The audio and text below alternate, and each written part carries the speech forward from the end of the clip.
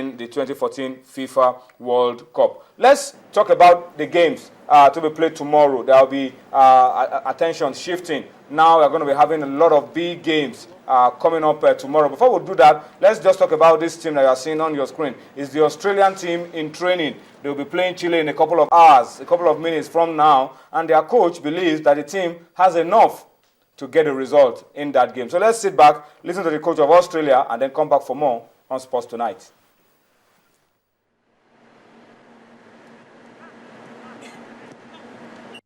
As I said before, I don't want us to keep coming to World Cups and people saying that we've got no chance. I'd rather them talk about us like they're talking about Chile now. And, you know, I think they're a good example of a country that's worked for the last, 4 or 5 years to become a force.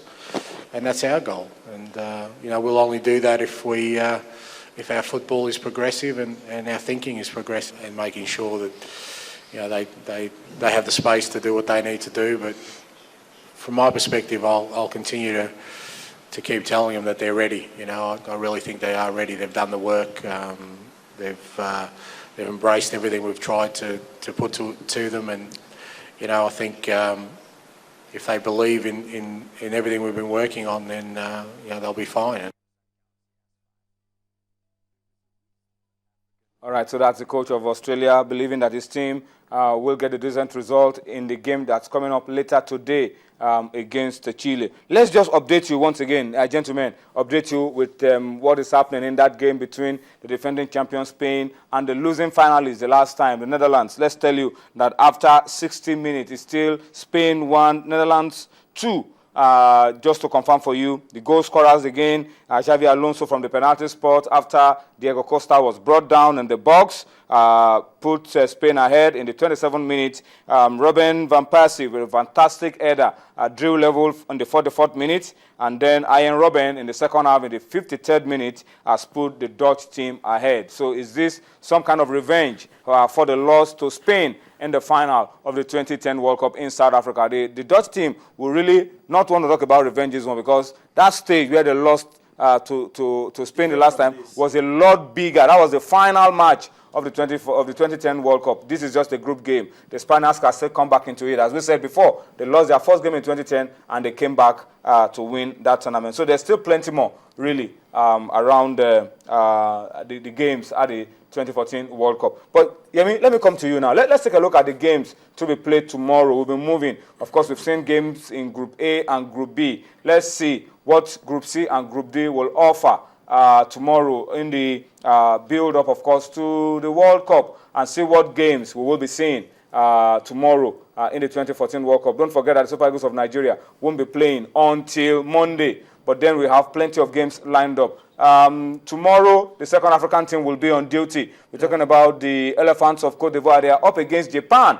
We also have England against Italy, easily, maybe the biggest game tomorrow. Everybody's eyes will be on our two former champions going for it. Uruguay against Costa Rica promises to be exciting as well. And then you have Colombia against Greece. These are games from Groups C and D tomorrow in the 2014 FIFA World Cup. Yemi, let me come to you. Let's talk about the African brothers, the Elephants of Cote d'Ivoire. They've always been unlucky with their groups, but this time they have a group that looks good enough for them, on paper, good enough for them to get a result that will push them into the next round. The same way I felt in 2010. I thought Cameroon were in a group they should qualify. They didn't. They even lost to the whipping boy. They lost all their group games. They lost to the whipping boy of that group. So I wouldn't. Third appearance for the Ivorians, and with what you said, I'm happy for them that they're in some well, you could say soft group, and I do expect them to pull through. But the Japanese, you just can't.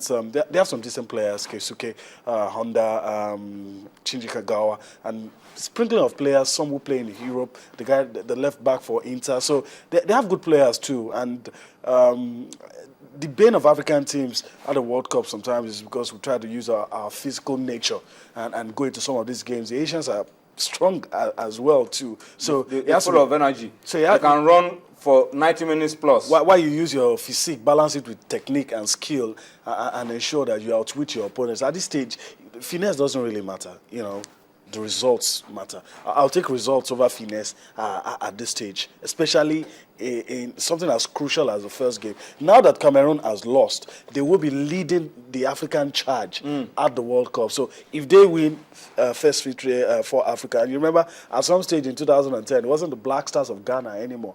It was the Black Stars of Africa. So I'm expecting something like that from the Ivorians, and maybe Nigeria too. So let's keep our fingers crossed and hope that Africa will get something out of tomorrow's game. The Elephants of Cote d'Ivoire, we have to get behind them and see that we push them to victory against the Japanese. Let's come to that big game tomorrow, Italy against England. Surely that is the game everybody will be hoping to see. A lot of these top Italian stars have played in the English Premier League. Mario Balotelli, the man on your screen, easily one of the guys we'll be watching out for in that game. Massive encounter. I mean, there's a long history between these two teams, and we know that when these two teams come to the party, football is always the winner. Definitely, football is always the winner. The last time England won the World Cup was in 1966. Last time Italy won the World Cup was in 2006. These two teams, they know how to play each other very well. Fantastic side. But one thing that keeps going for England is they know how to make it past the group stage of the World Cup. But this group now, no matter how difficult, difficult they find themselves. Exactly. But looking at this group now, there are players alongside Italy, Uruguay, and Costa Rica. And let's also remind you that Italy had a terrible World Cup in 2010. They did not win a group game. They did not win one game, despite coming into the competition as defending champions. Yeah. Cash out the first round. Yeah. And they have, if you look at the English side now, they have a couple of decent players. Raheem Sterling, he had a good outing there. He just concluded season at the EPL there. And even Luke Shaw and some other players there, even Rooney. It's not, it will be dependent on the players to come to the party tomorrow. And not forgetting Italy also, they have the likes of, just like you mentioned there, Balotelli there. But one major thing for Italy is that they lost Riccardo Montolivo just due to injury when they played Haaland there. It's a big blow for Italy there. If it was then, perhaps I could be looking at an Italy victory tomorrow, but that match tomorrow looks more like a draw for me. But it's going to be an even match between Italy and England tomorrow. Okay, let's listen to the captain of the Italian side. The last time they won the World Cup in 2006, that was in Germany. Their captain was Fabio Cannavaro. He went on to become the best player in the world at the end of that World Cup. And then he was also the captain when they were World Cup zeros in 2010. Let's listen to what he has to say, and then we'll come back for more on Sports. We need to try to win the World Cup because it's World Cup history. We are with the Brazilian, the country did more final. We won 4 World Cup and we try to win another World Cup. It will be a very tough game because England team is strong. They have experience about the World Cup. They have also a good coach as well, and it's the first game, so nobody knows how they are fit or not. All right, so that's it. The captain of Italian team to the last World Cup, Fabio Cannavaro, giving a preview of what Italy will be doing tomorrow when they play the English in their group. They have Uruguay as well in that group. Difficult group.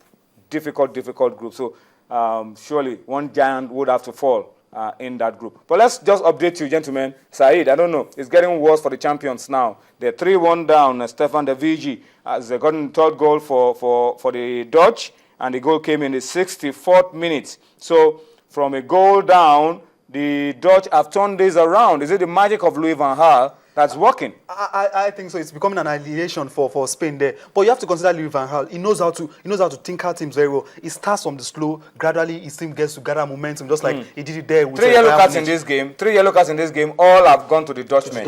Even the goal scorer is on yellow card. He's on a yellow now. But for Louis van Gaal and the Dutch team, I think they've shown us on countless number of occasions that the Spaniards do not know how to handle physical teams. And if you look at what the Dutch team has been able to do today, they've tried as much as they could to restrict them. A lot of foul calls, a lot of yellow cards have gone to this game. And you can only take so much. And I think that's what's happening to the Spaniards. You just can't cope. The penetrating passes not coming. If not for that moment where Diego Costa was brought down, they probably would not have any goal, apart from the one Silva threw away. But 64 minutes, 26 minutes still left to play. A lot can still happen in this game. Well, let's also tell you around that game that the Spaniards have made 2 changes. Xavi Alonso, who scored from the penalty spot, is out.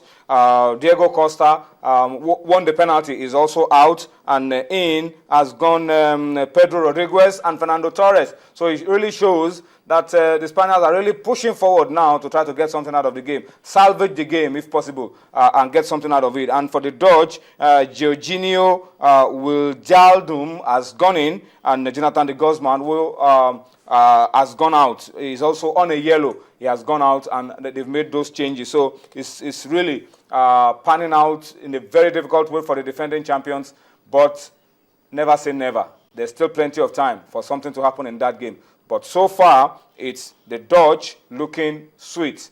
Orange Gang looking good. 3-1 over the defending champions.